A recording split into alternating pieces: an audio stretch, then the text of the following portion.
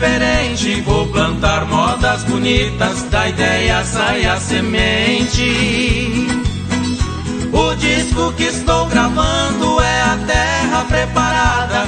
O arado é meu peito e a viola é minha enxada.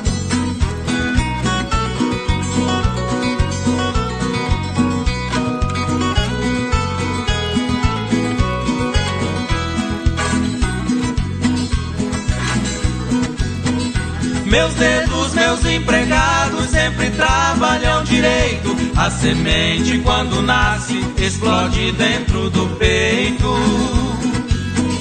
Desabrocha na garganta o que brota na ideia. A chuva pra minha roça é o aplauso da plateia.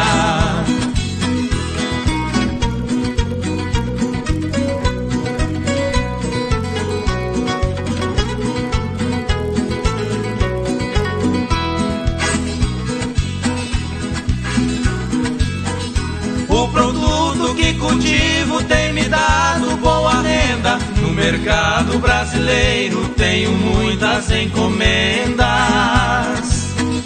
Minha frota de transporte são as cordas da viola. Vou puxando do depósito que eu tenho na caixola.